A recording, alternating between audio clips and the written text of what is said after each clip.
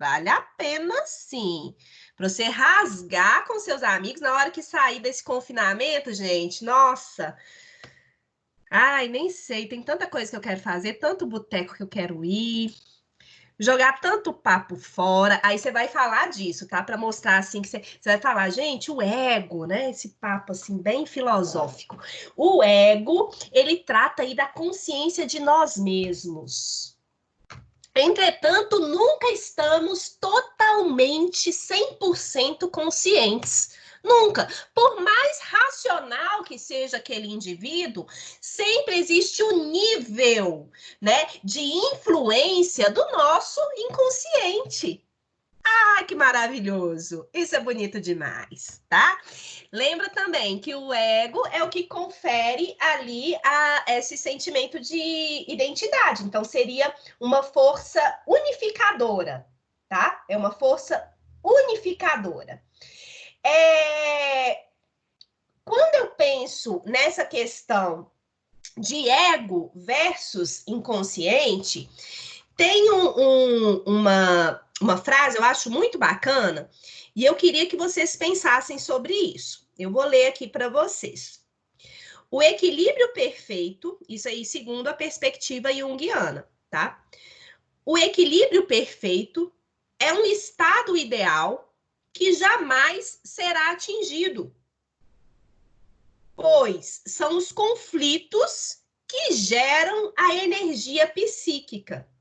Sem esses conflitos, a personalidade não teria energia. Gente, é bonito demais. Se é o conflito que gera energia psíquica, nós necessitamos desse conflito. Vocês querem copiar?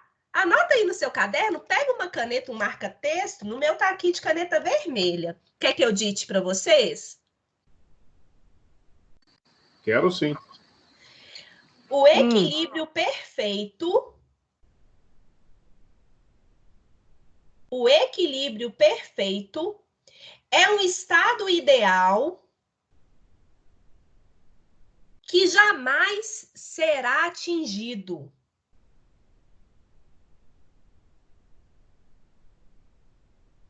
O equilíbrio perfeito é um estado ideal que jamais será atingido, pois são os conflitos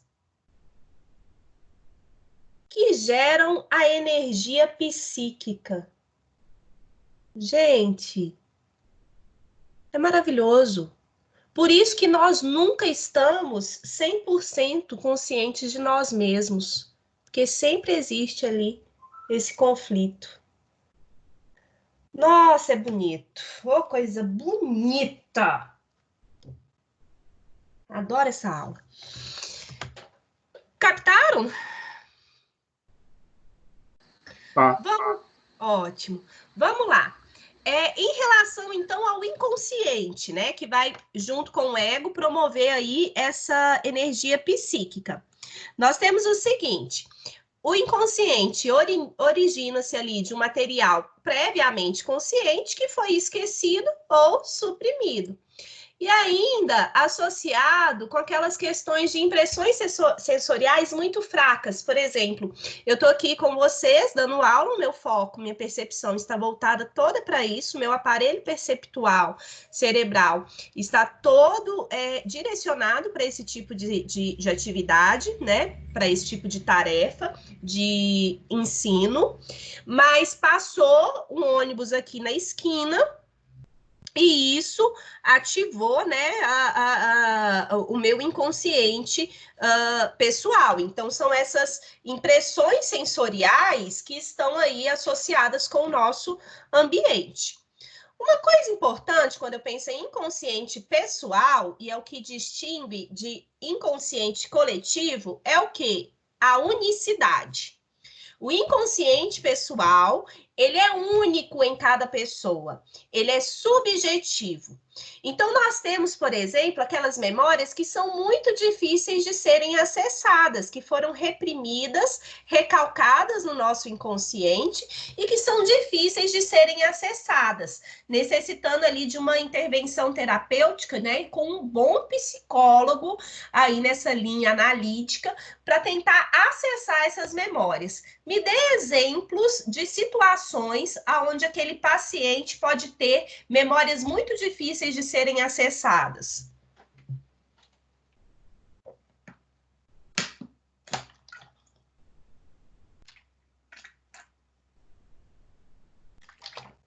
Exemplos de situações aonde aquele paciente pode ter memórias difíceis de serem acessadas. Abuso. Perfeito. Casos de abuso, violência, acidentes, guerras, né? Então, toda situação traumática, isso daí, né, pode ficar, o nosso ego pode suprimir no inconsciente de forma a tentar proteger, né, a psique do indivíduo. Mas isso pode ter vários reflexos no desenvolvimento, o que necessitaria da intervenção terapêutica. Queridos, quando eu falo de inconsciente coletivo, então, inconsciente coletivo é o nível mais profundo, que é inacessível da mente. Ele foi construído a partir do acúmulo e armazenamento de experiências ao longo da nossa história evolutiva, né? Como vocês mesmos citaram. Então, é como se aquelas inúmeras experiências, desde os primeiros Homo sapiens, né? Pensando aí na questão da evolução, do desenvolvimento da humanidade, desde os primeiros Homo sapiens, você tem ali uma série de experiências que são repetidas ao longo da vida. E é como se isso marcasse o psiquismo humano. É como se tivesse um carimbo, né? Então, tem um exemplo, tem um texto que eu li, que fala o seguinte, uma vez que fala a questão do medo de cobra, né? A questão de nós termos uma predisposição a partir da nossa história evolutiva, a ter medo de cobra. A associar cobra com pau, perigo. Você vê uma cobra, você não vai ficar olhando lá as escaminhas dela, o olhinho dela, pensando se é venenosa ou não, né? Vai associar com o quê? Opa, risco. É como se ficasse pau carimbado, né, no psiquismo humano, passando de geração para geração, ao longo da nossa história, essa experiência fica marcada.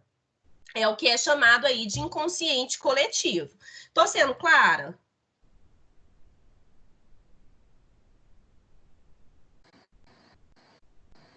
Vocês têm outro exemplo? Alguém poderia dar um outro exemplo? Onde a gente vê essa questão de inconsciente coletivo?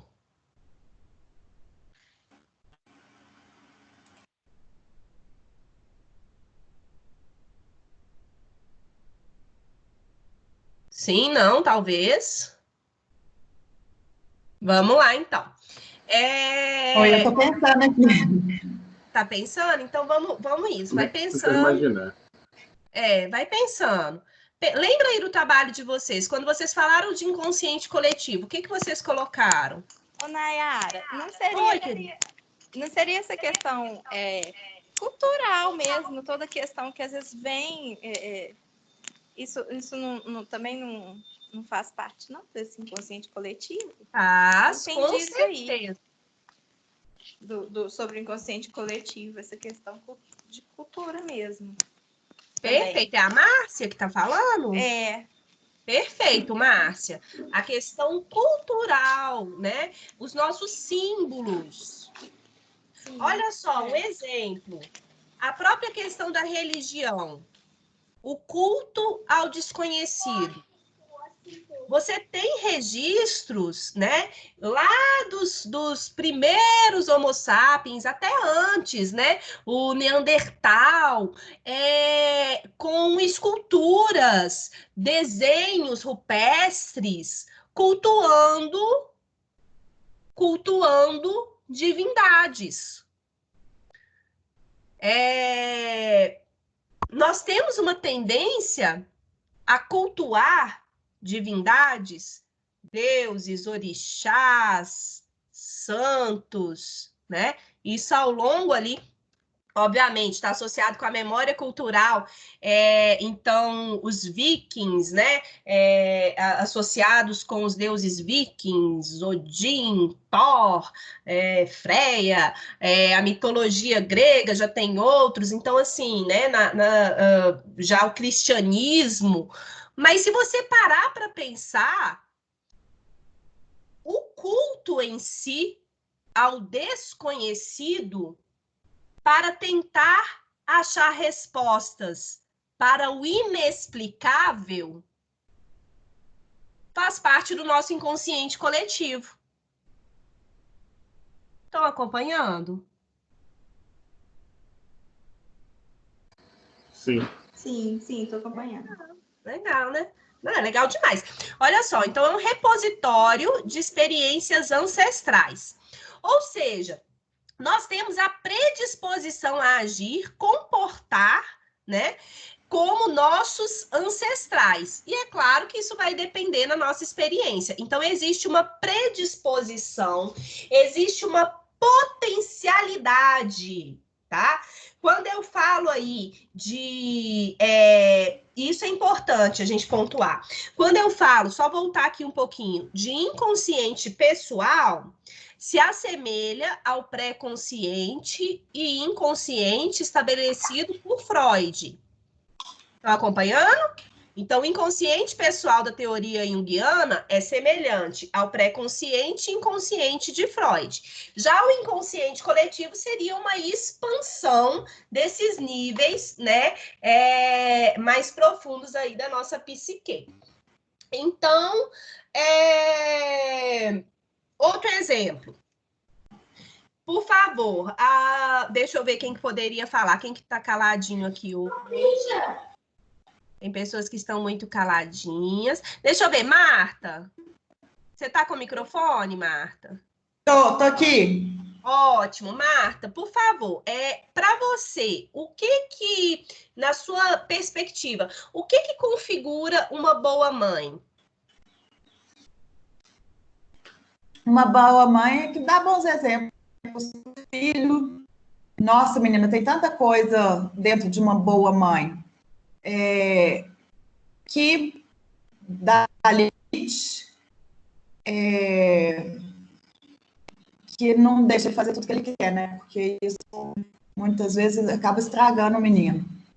E que filha, eu tô no áudio aqui.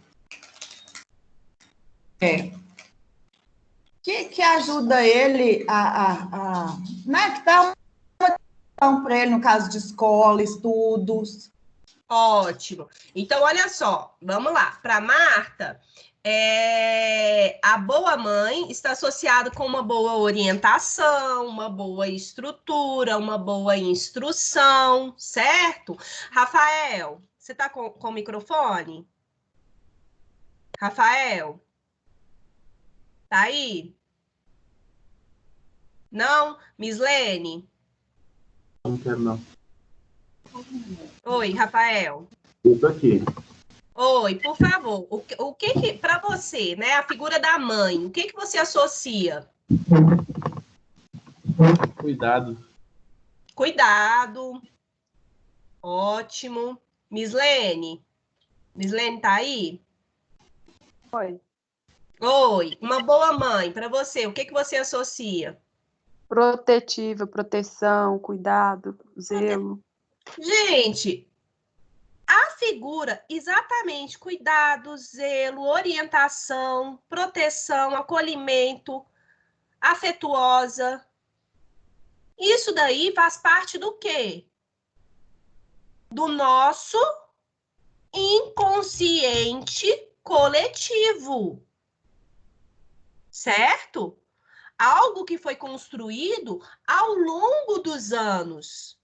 E todas as pessoas têm ali um inconsciente, ou seja, existe um padrão de pensamento comum. Captaram? Nayara, na verdade, esse é o conceito de arquétipo. Isso, mas aqui, o arquétipo, né? Ele está associado com esse inconsciente coletivo. O inconsciente coletivo é construído por arquétipos. Exato, eu vou falar de arquétipo agora. Então, aí, um exemplo seria a figura da boa mãe. Certo? Que é um dos arquétipos, a grande mãe, a sombra, né? Isso tudo constitui inconsciente coletivo. Certo? Não? Adriana? Ok. Não, certo, é só porque em termos conceituais, você falou assim, inconsciente coletivo é essa imagem que a gente tem. Não, isso é um arquétipo. E os arquétipos constituem o inconsciente coletivo. É só para ficar assim mais didático. Então, vamos lá. Isso são exemplos de inconsciente coletivo. Não? Exemplos de arquétipos. Que estão associados intimamente com o inconsciente coletivo e com a nossa memória cultural. Sim, a gente pode falar que o inconsciente coletivo é constituído por arquétipos. Certo.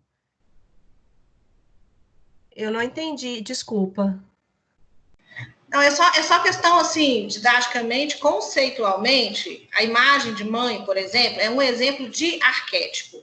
E o inconsciente coletivo é constituído de vários arquétipos. E os arquétipos, eles têm características pessoais também, que interferem nesse arquétipo. Então, assim, o inconsciente coletivo é mais do que os arquétipos, mas arquétipos é uma parte do inconsciente coletivo. O que a Adriana está querendo dizer, Nayara, é que é como se fosse, vamos colocar topograficamente, o inconsciente fosse uma cesta e dentro dessa cesta tivesse várias maçãs. Então, essas maçãs seriam essas imagens que são os arquétipos. É o símbolo. Vocês já leram o livro de Jung? Eu já li vários. Né, que fala dessa questão dos símbolos, o homem e os símbolos. O homem e seus símbolos. Muito bom. Esse vale a pena. E ele fala justamente sobre isso, né? Essa questão da... Uai, gente, não tá projetando, não? Eu tô aqui falando até. Essa questão que a Adriana falou, dos símbolos, né? Das imagens...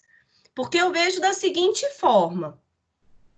Assim como o Freud, ele separa, né, essa questão do inconsciente em os diversos níveis, né, id, ego, superego, etc. No meu ponto de vista, na minha perspectiva, Jung também coloca, né, como se fosse esse agrupamento. Então, enquanto o inconsciente pessoal ele está associado com um nível ali de subjetividade e unicidade, o inconsciente coletivo, ele é composto, né, essa repositório aqui que a gente está falando, esse repositório de experiências ancestrais, por experiências, né, compartilhadas, por figuras, por símbolos, por memórias que são coletivas, que são universais. Olha só, Nayara, desculpa.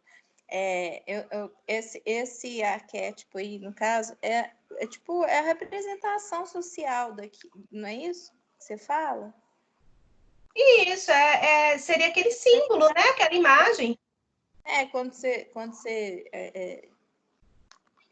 a associação do que você vai o social mesmo, né? Mas a representação daquilo.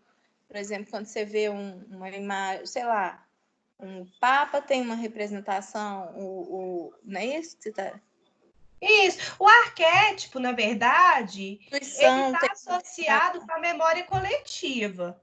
E a memória coletiva está associada ao inconsciente coletivo. Eu não vejo como, assim, às vezes é pela minha visão mesmo, né? E aí vai de cada um, e me desculpe se eu estiver errado. Mas eu não vejo como algo fragmentário.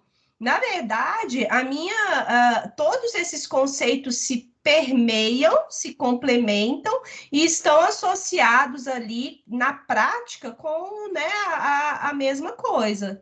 Não? É mais ou menos o que o Losandro falou, então, essa questão da cesta e a maçã. Sim, sim. Sim, é verdade. Exatamente. Tá dando para... Alguém quer falar mais alguma coisa, gente? Quer colocar? Ou não?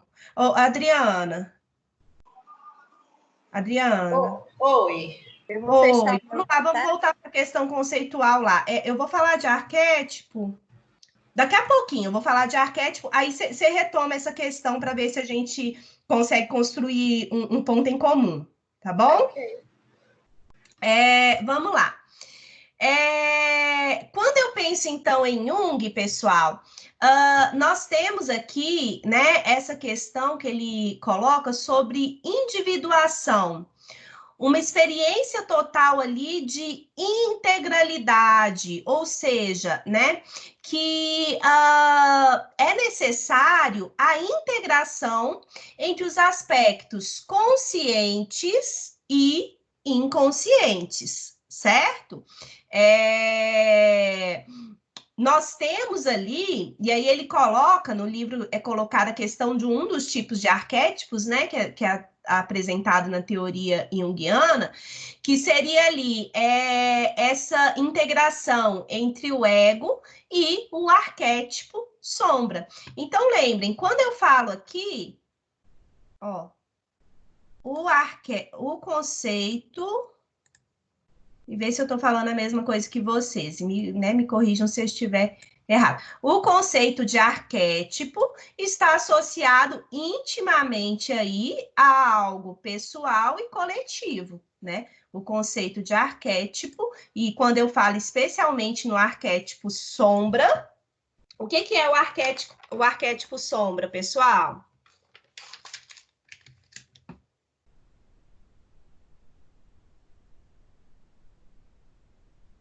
O que é o arquétipo? Jung usa a expressão sombra para falar aquilo que não está claro para a consciência. Então, ele usa sombra meio que sinônimo ao inconsciente. E só para complementar, eu estou até lendo aqui no livro do Jung, vou ler. Arquétipos são estruturas separadas do inconsciente coletivo e que são universais e podem formar diferentes combinações entre elas que tornam as personalidades diferenciadas. Então, na verdade, arquétipos são estruturas separadas do inconsciente coletivo. É essa imagem que o Losandro trouxe. É uma cesta inconsciente coletivo. Lá dentro tem várias maçãs. Cada maçã é um arquétipo. Quando eles se combinam, inclusive com o conteúdo que você tem do seu inconsciente pessoal, ele vai dar características diferentes para as pessoas, que vai formar personalidades diferentes. Perfeito. Inclusive associado com a parte sociocultural, que seria, por exemplo...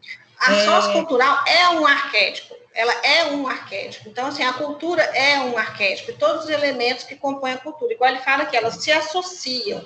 Então, várias imagens que eu tenho relacionadas à cultura se associam. E isso se transforma num arquétipo.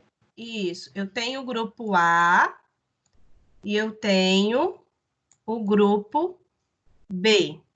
E aí eu tenho os diversos arquétipos associados a esse simbolismo, certo? Seria isso? Só que... Não é bem isso, porque o simbolismo é quando ele é pessoal, é diferente do arquétipo. O arquétipo é coletivo, o símbolo é pessoal. Não, o símbolo universal. Sim, quando fala em símbolo universal, ele chama de arquétipo, é isso que eu quero dizer. Isso, muda de eu tô nome. falando, símbolo universal. Então, vamos lá. Você tem esses símbolos universais. Mas a forma como cada uma dessas estruturas, vamos ver se a gente está falando aqui a mesma coisa. A forma como cada uma dessas estruturas estará presente aqui nessa comunidade ou na outra, vai se dar de forma distinta, certo? E isso está associado, então, como que vai ser construído. Eu estou pensando aqui em fins mais práticos. Como que vai ser construído o inconsciente coletivo nesses diferentes grupos. Por exemplo, aí vamos pensar aqui um exemplo para ficar mais fácil. Aqui, então, aqui vocês estão acompanhando, né? Só para ver aqui meu ponto de vista. Ó. Arquétipos. E aqui você tem as diferentes estruturas. Ô, Adriana, lê pra gente de novo, por favor, essa citação. Adorei isso. É de Jung mesmo. Isso, vai. Arquétipos são estruturas separadas do inconsciente coletivo e são universais. Elas podem formar diferentes combinações que vão diferenciar as personalidades. Certo. Tanto dentro daquele grupo, quanto em relação ao indivíduo. Certo? Certíssimo. Então, a cultura vai abarcar determinados arquétipos, outra cultura vai abarcar outros arquétipos. Exatamente. Que vão influenciar na personalidade.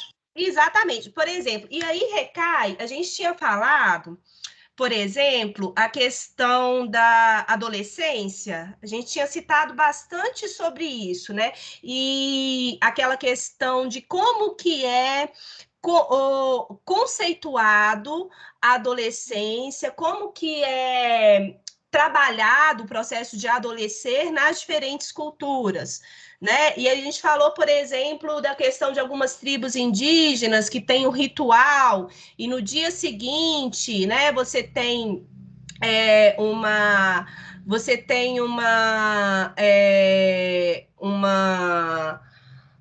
você tem ali o processo de maturação, né? E comparado com a cultura ocidental, então seria mais ou menos isso, porque como você tem, né, essa questão dos símbolos aqui, e quando eu digo esses símbolos, eu estou falando desses símbolos universais que estão associados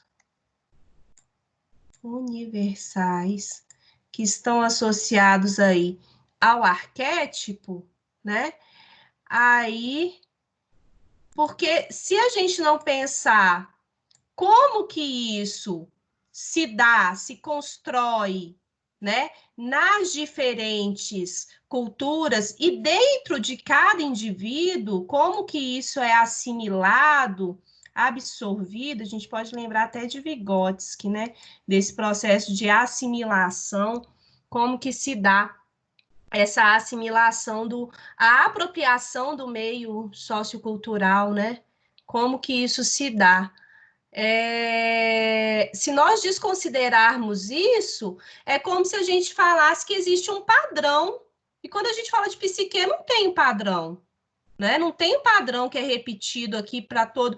Você tem uma tendência, uma predisposição, algumas questões associadas ao nosso repositório ancestral, né, que tem uma tendência a comportar de determinadas formas, mas tudo isso dependerá ali das experiências, das vivências do indivíduo.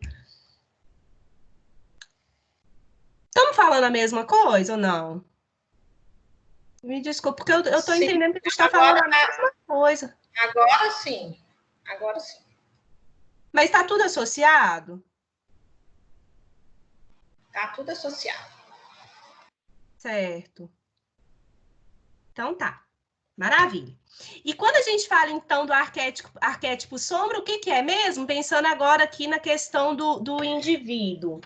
Sombra, quando o Jung fala em sombra, ele fala do que está inconsciente. Ele chama de sombra o inconsciente, aquilo que você ainda não tem consciência. Ele chama de sombra. Uhum. E aí, pensando nesses arquétipos, né? Vamos lá, o que seria... Como que seria... Vamos pensar assim... É porque ele fala que os arquétipos... É porque tudo que está no inconsciente influencia a nossa vida.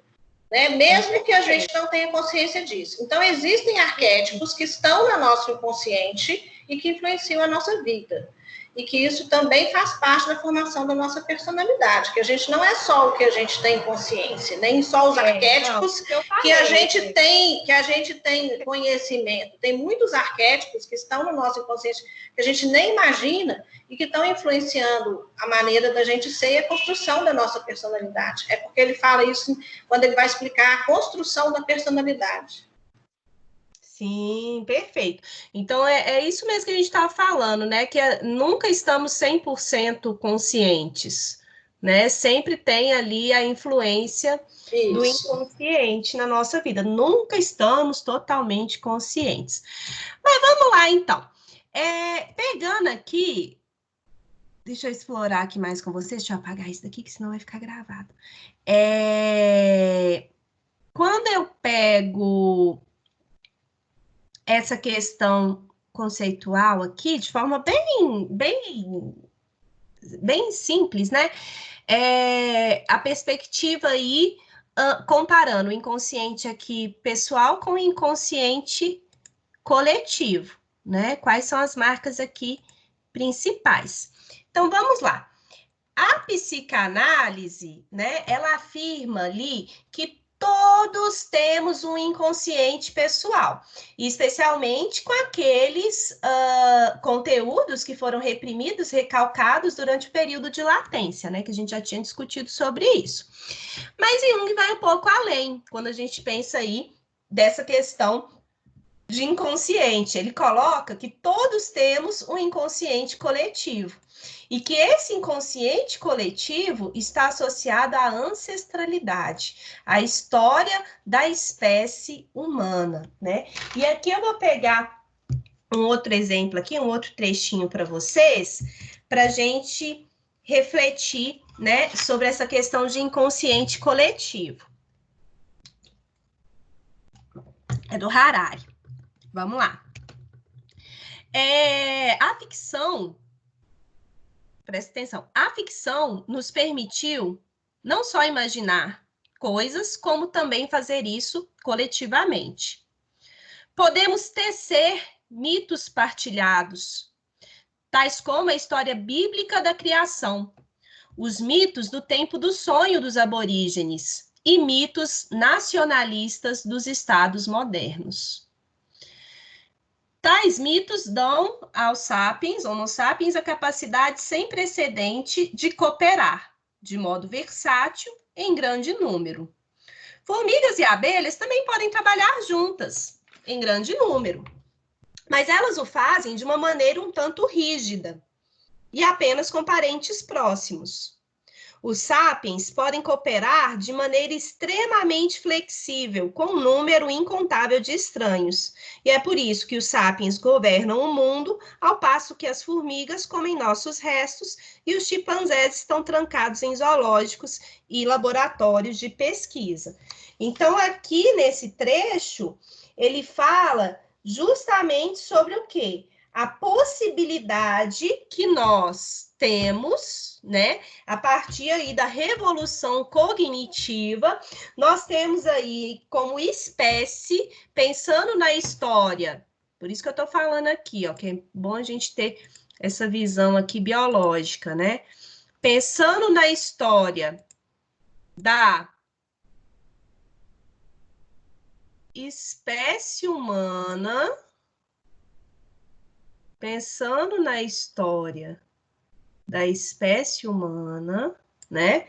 Você tem aí essa capacidade de compartilhar e imaginar coisas de forma coletiva. É isso que constrói aí, né, a nossa, essa questão aqui que é colocado como inconsciente coletivo, né, pensando na ancestralidade aí da nossa espécie.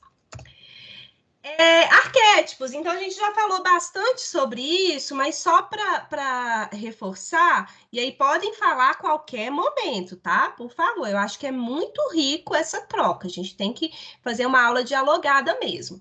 Então, eu coloquei algumas palavras-chave, né, associadas aqui com arquétipo.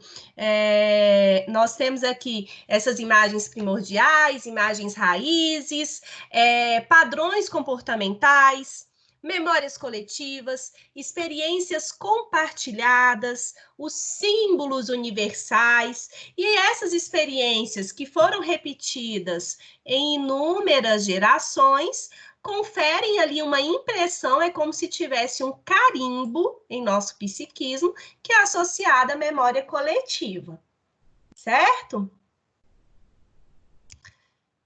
Isso, em memória coletiva, pessoal, é fundamental para a construção do quê? De uma identidade. Então, estaria como aquele grupinho que eu fiz, o grupo A e o grupo B. Cada um vai se apropriar desses arquétipos, cada grupo e cada indivíduo, de forma diferente. E é isso que confere o quê? A sua identidade. Não só como indivíduo associado com a construção da personalidade, mas como uma comunidade.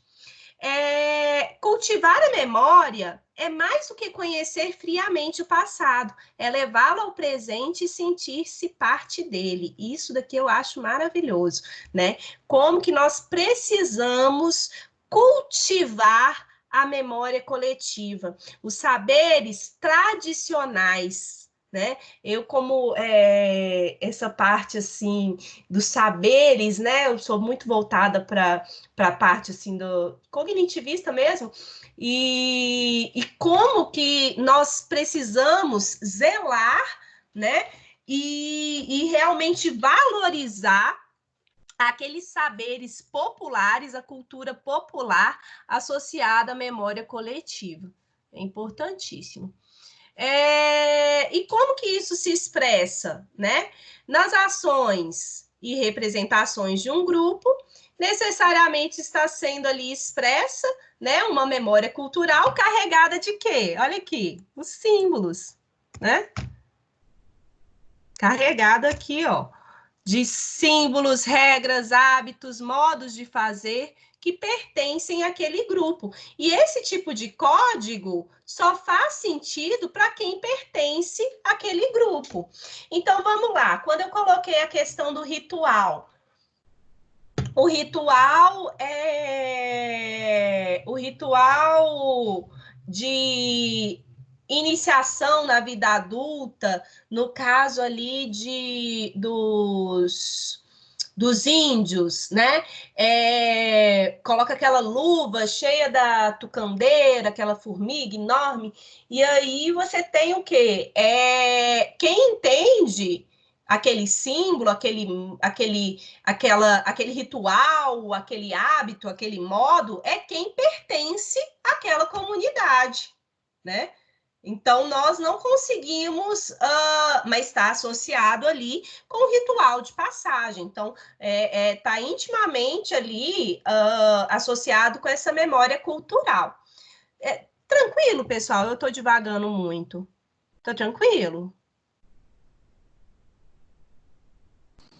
Tá, tô tranquilo. Pra mim, tô tranquilo. Pra mim. Tá tranquilo? Tranquilo. Beleza. Ok. Vamos lá, então.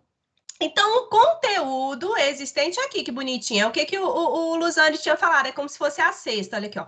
O conteúdo existente no inconsciente coletivo são os arquétipos, né, que são universais. Ou seja, todos nós herdamos. Olha que bacana, está associado com uma questão de ancestralidade, hereditariedade. Então, nós temos uma predisposição, nós temos uma tendência a partir desse repertório, né, de experiências ao longo ali da nossa história evolutiva. Mas é na nossa vivência que serão manifestados e isso vai se diferenciar em cada um de nós. Dessa forma, gente, nós temos o seguinte, que os arquétipos, eles emergem ali, eles têm, como eu falo em relação à hereditariedade, tem uma base biológica. Então, quando eu citei essas questões de mitos, né, a própria questão da figura da mãe, que vai passando, enfim, de geração para geração, você tem uma tendência, existe uma tendência inata associada com o quê? Com esses arquétipos, certo? Que conferem, mas, obviamente, a sua expressão, a sua manifestação vai depender, né, realmente do ponto de vista de cada um. Aqui eu coloquei, gente, um vídeo que fala, assim, um pouquinho sobre essa questão dos arquétipos, né, e sobre a teoria junguiana, mas como vocês, deixa eu ver aqui, como vocês já estudaram em outro momento, eu acho que a gente pode deixar para vocês verem em casa aí, tranquilo, como um pós-aula, tá? É só acessar o link. Mas aí fala dos diversos tipos de arquétipo, como a grande mãe, o velho sábio, persona, a sombra, né? Então, como que o arquétipo sombra, pensando na sombra não como o inconsciente de uma forma generalizada, mas pensando na sombra como um arquétipo, né? Como que isso vai influenciar nos conflitos associados ali com a nossa fase adulta, tá? Tá certo? Estão acompanhando? Olha só, quando eu penso aqui na sombra, então, nós temos, né, esse arquétipo sombra, ele está associado aqui com aquelas tendências inaceitáveis que muitas das vezes recusamos a aceitar, seria aquele aspecto, não sei se vocês já ouviram esse termo, eu gosto muito dessa frase, abrace a sua sombra, né? Então, abrace aquele lado ali sombrio para você ter a consciência a respeito daquilo. Nayara. Oi. Cuidado, porque às vezes tem gente que usa a palavra sombra como uma coisa negativa, e eu não usa sombra de forma negativa, pejorativa, apenas como algo que não está na consciência. E nem sempre que está inconsciente. A sombra é o inconsciente, é o que você não tem acesso a ele, não necessariamente que é uma característica ruim, negativa, porque às vezes a gente vê a palavra sombra associada a alguma coisa negativa, mas Jung não fez essa... Abrace a sua sombra. Por quê? É necessário o quê? Uma integração, certo? Uma integração.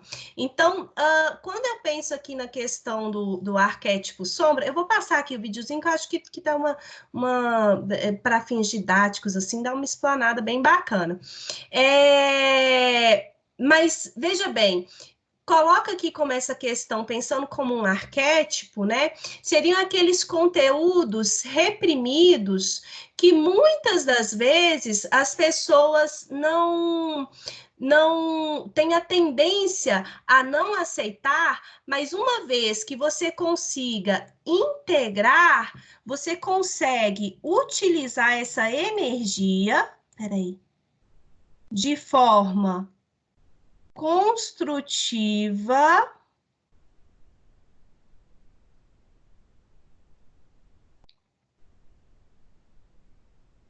de forma construtiva e criativa. Tá? Então, eu vejo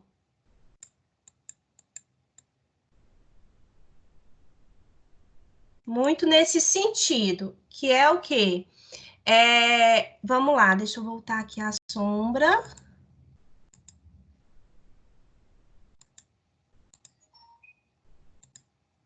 Opa. A sombra. Esse arquétipo sombra estaria associado com conteúdos da nossa personalidade ali, né? Esses conteúdos reprimidos, e por isso que é necessário uma integração, não a destruição, né? Porque, como a Adriana falou, quando você coloca como algo negativo, é como se você tivesse que domar aquilo, é como se você tivesse que reprimir.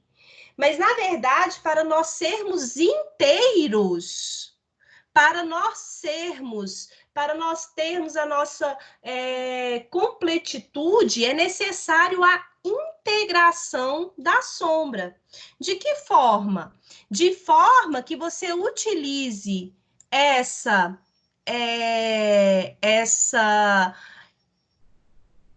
questão, né? Essa sombra, de forma construtiva e criativa, tá?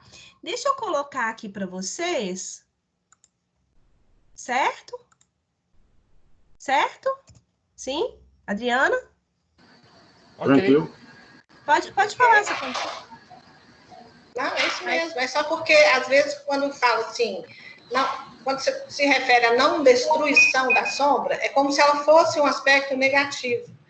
E ela não é. Às vezes a gente tem na sombra virtudes, qualidades que estão, da mesma forma, recalcadas. A gente não só recalca coisas boas, coisas ruins, a gente recalca coisas boas. E quando Jung fala em integrar, é por isso. É porque quando a gente reprime coisas boas, a gente está deixando de viver toda a nossa potencialidade. Então, inclui a sombra aspectos positivos e negativos da personalidade, não só negativos. É só isso que eu queria reforçar. Perfeito. Associado aqui com essa questão dos conteúdos reprimidos. Deixa eu colocar aqui para você, gente, deixa eu passar aqui o vídeo, que aí a gente vai fechar discutindo um pouco melhor sobre isso, tá? A gente fecha a nossa aula com a discussão deste vídeo. Só um minutinho. Deixa eu ver aqui.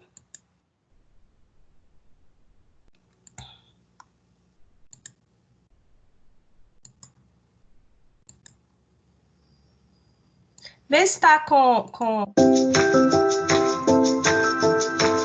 tá com áudio? Tá. Ótimo, Tá ótimo. sim, tá sim. Pessoal, então aqui é um vídeo, assim, ele é mais resumidinho, né? Mas ele trata, eu gosto porque ele traz, assim, algumas entrevistas do Jung, coloca, né, alguns trechos, assim, eu acho bem bacana para a gente poder discutir aqui e refletir sobre isso, tá bom? Aí podem anotar aí qualquer ponto que a gente discute daqui a pouco. Vimos que o inconsciente coletivo apresentado por Jung é uma mescla de ideias e tendências inatas que são transmitidas de geração para geração desde os primórdios de nossa espécie. Quando nascemos, essas predisposições que formam o conteúdo psíquico do inconsciente coletivo são potencialidades, ou seja, são como sementes à espera de condições propícias para germinar. Ao longo da vida, várias e várias situações abrem espaço para que essas predisposições sejam postas em prática. Assim, as sementes germinam, ou seja, as potencialidades inatas se desenvolvem e desabrocham, chamados arquétipos.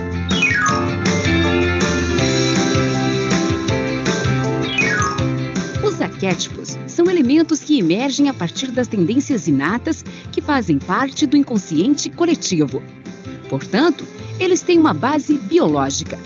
mas eles se constituíram ao longo dos milênios através das repetidas experiências de nossos ancestrais. Todos temos potencialidades para o desenvolvimento de incontáveis arquétipos. Mas como esse desenvolvimento é dependente da experiência, um arquétipo só começa a ser ativado em nosso inconsciente quando passamos por experiências relacionadas a ele. Vale a pena ressaltar que, embora os arquétipos sejam constituídos quase que completamente por elementos provenientes do inconsciente coletivo, e esse inconsciente é praticamente igual para todo mundo, os arquétipos também incluem alguns elementos bastante individuais, que são provenientes da consciência da própria pessoa e do seu inconsciente pessoal. Vale ressaltar também que todo arquétipo se desenvolve como uma forma autônoma e com personalidade própria. São personagens bastante complexos e individualizados que habitam a nossa psique. De acordo com Jung, existem inúmeros arquétipos com potencial para se desenvolver a partir do inconsciente coletivo, mas apenas algumas dessas forças se desenvolveram suficientemente ao ponto de podermos conceitualizá-las. Nesse vídeo, vamos conhecer algumas delas: persona, sombra, ânima, animus, a grande mãe, o velho sábio, o herói e o self.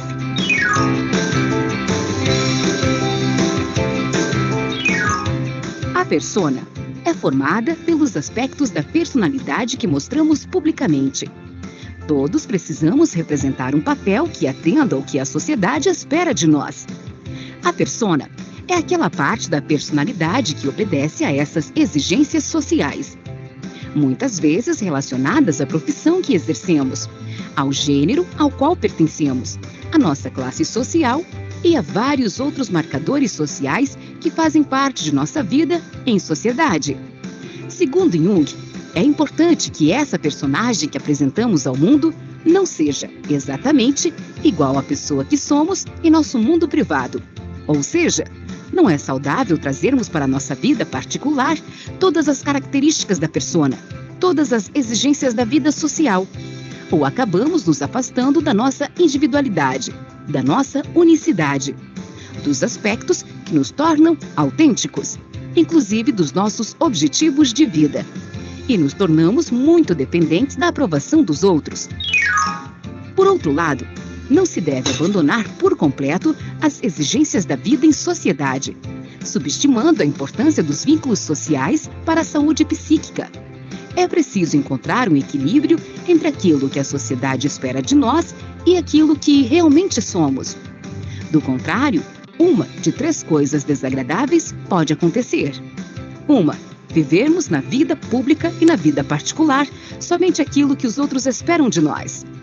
2. Desconsideramos totalmente a sociedade e achamos que só a nossa visão de mundo importa. Ou 3. Adotamos 2 personalidades totalmente distintas. Uma para fingirmos em público aquilo que não somos e outra para sermos nós mesmos. Nenhuma dessas soluções é equilibrada. Dê uma olhada no que diz Jung. Well, this is a practical concept we need in elucidating people's relations. I noticed with my patients, particularly with people that are in public life, that they have a certain way of presenting themselves. For instance, take the doctor. He has a certain way, for instance, he has good bedside manners, and he behaves as one expects a doctor behaves. He may even identify himself with it and believe that he is what he appears to be. Yeah. He must appear in a certain form, unless people don't believe that he is a doctor. And so when he is a professor, he is also supposed to behave in a certain way so that it is plausible that he is a professor, you know. So the persona is partially the result of the demands society has. And on the other side, it is a compromise with what one likes to be, or with what or as one likes to appear, say. Yes. So the persona is a certain complicated system of behavior, which is partially dictated by society and partially dictated by the expectations of the wishes one nurses oneself. Yes. Now, this is not the real personality, in spite of the fact that people will assure you that is all quite real and quite honest. Yet it is not. Yes. Now, such a performance, or say, the performance of the persona is quite all right, as long as you know that you are not identical with the way in which you appear. Yes. But if you are unconscious of this fact, then you get into sometimes very disagreeable conflicts.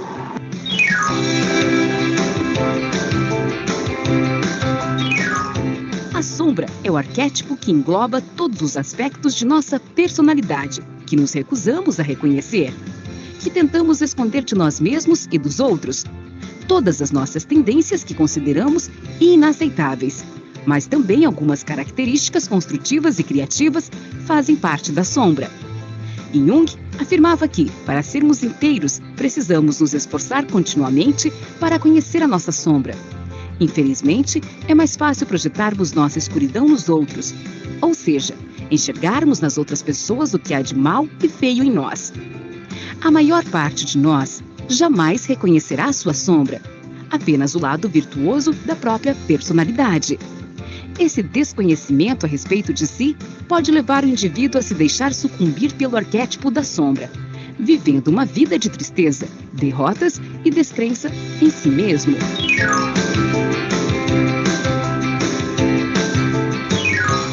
O arquétipo ânima representa os aspectos femininos que constituem uma parte do inconsciente coletivo dos homens.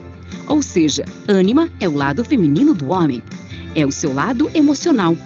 Assim como Freud, Jung considera que todos somos psicologicamente bissexuais, ou seja, temos um lado masculino e um lado feminino. O lado feminino dos homens tem sua origem no inconsciente coletivo e é muito resistente a se tornar consciente. Poucos homens se sentem tranquilos em reconhecer seu lado feminino. Por isso exige a derrubada de muitas barreiras psíquicas e um profundo mergulho em seu inconsciente. Para a imensa maioria dos homens, reconhecer seu ânima é ainda mais difícil que reconhecer sua sombra. O arquétipo da ânima é resultado de todas as experiências que nossos ancestrais masculinos tiveram com suas mães, irmãs, companheiras e filhas, formando uma imagem global da mulher. Esse conceito geral e pré-determinado a respeito das mulheres vem inserido no inconsciente coletivo de todos os homens, mas também agrega elementos provenientes da experiência pessoal que cada homem desenvolve com as mulheres mais próximas, a mãe particularmente. A ânima modela todos os relacionamentos que um homem terá com as mulheres que encontrará ao longo da vida. A maior parte dos homens tem a tendência de projetar sua ânima nas mulheres que escolhem como companheiras. Logo, muitos homens enxergam suas parceiras não como elas são, mas como a sua ânima. Vejamos o que diz Jung. In our death is a bit complicated, you know. The anima is an archetypal form expressing the fact that a man has a minority of feminine or female genes. Yes.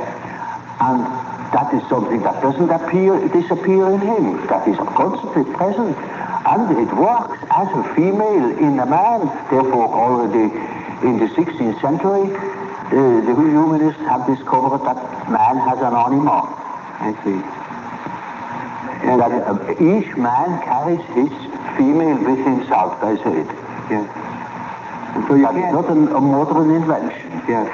So now you see, the same is the case with the animus. That is a masculine image in a woman's mind, which is not sometimes quite conscious, sometimes it is not conscious, but it is called into life the moment that woman meets a man who says the right things. I see. And then because he said it is all true, and he is the fellow. Yes. No matter what he is. Yes. So, to those are particularly well-founded archetypes, those two. And there you can lay hands on the basis, as it were, of the archetype. They are exceedingly well defined.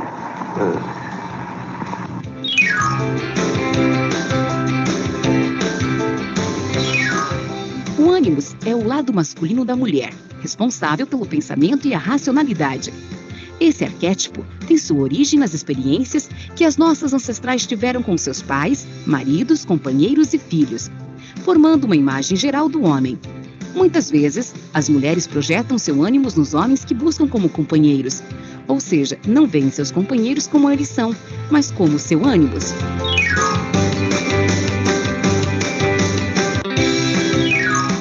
A Grande Mãe é o arquétipo que abarca aspectos positivos e negativos atribuídos à condição materna, e como todos os outros arquétipos, é fruto das experiências da nossa ancestralidade. Nesse caso, das experiências em torno das genitoras e das matriarcas.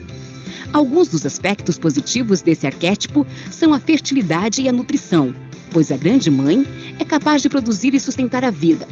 Já o poder e a destruição são aspectos negativos, pois ela também pode ser capaz de devorar e negligenciar a cria.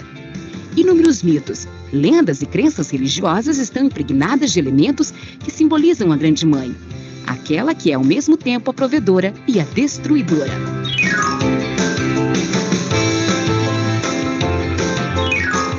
O velho sábio é o arquétipo da sabedoria e do significado, simbolizando o conhecimento humano sobre os mistérios da vida.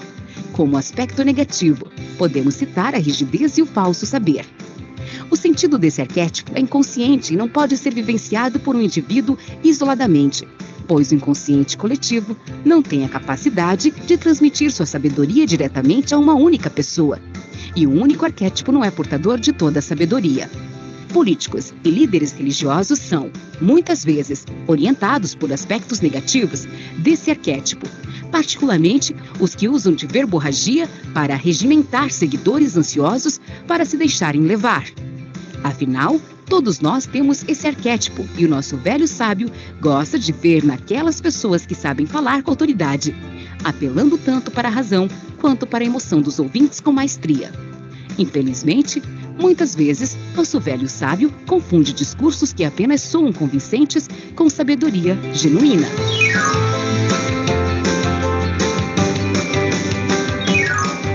O herói é o arquétipo que geralmente aparece nas mitologias como uma pessoa poderosa, às vezes um semideus. Ele é alguém que luta contra as adversidades ou contra o mal. Às vezes, o herói é bem-sucedido ao final da história. Outras vezes, é subjugado por uma pessoa ou um evento aparentemente insignificante ou inesperado. Afinal, todo herói tem alguma vulnerabilidade. Somos fascinados por heróis porque eles tocam o arquétipo do herói que existe em nós. Quando vemos um herói vencer um vilão, parece que ele nos liberta do sentimento de impotência e tristeza, e nos serve como um modelo para a personalidade ideal. A origem desse arquétipo está na conquista da consciência pelos nossos antepassados. A vitória do herói sobre o vilão representa o momento em que nossos ancestrais atingiram a consciência e sobrepujaram a escuridão da vida inconsciente, diferenciando-se, assim, de outros animais.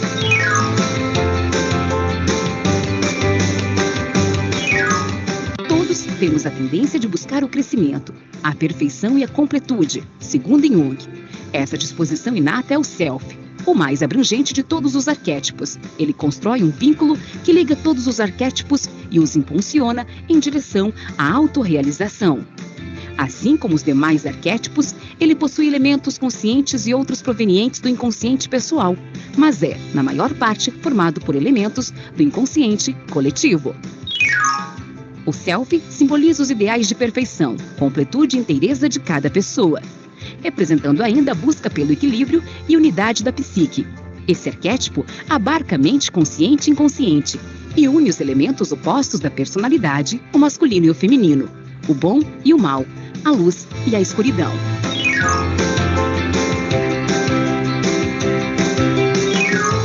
Um complexo é o conglomerado de ideias interrelacionadas que apresentam um forte valor emocional e que se organizam em torno de um arquétipo.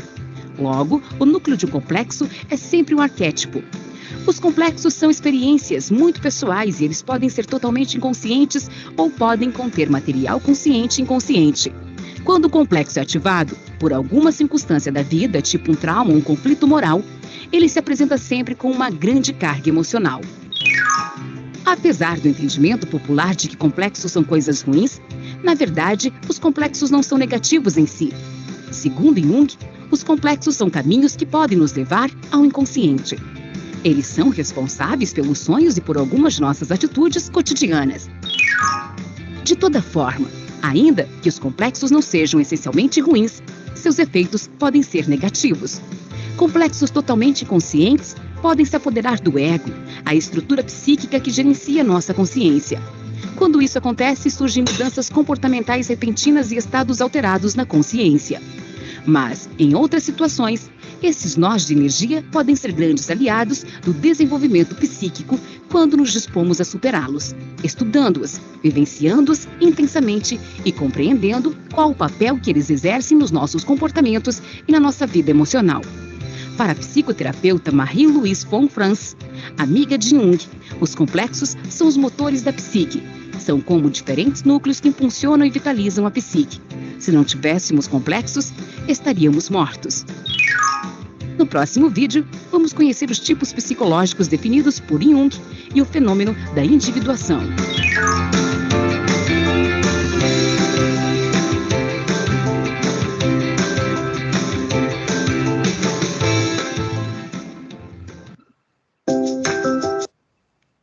Gostaram, pessoal? Sim, deu Muito bom. mais. Mesmo apesar de não ser o conteúdo geral de tudo, né? Eu acho que a gente ficou muito ligado nessa questão do arquétipo e tudo, né? Mas clareou mais a discussão nossa com relação ao arquétipo. Ai, que bom, fico feliz, né? Eu acho que esse que é o objetivo mesmo, é a gente ter... Vocês têm as disciplinas específicas, né? Que vai trabalhando, enfim, ao longo aí do curso, né? Vocês terão muito tempo aí para ir aprofundando, mas é bom a gente ter essa noção geral, porque a gente tem que pensar a partir dessas diferentes perspectivas como que se desenvolve, né, o ser humano. Então, estaria mais focado aí nesse desenvolvimento humano, né? Nesse sentido, pessoal, então vamos lá.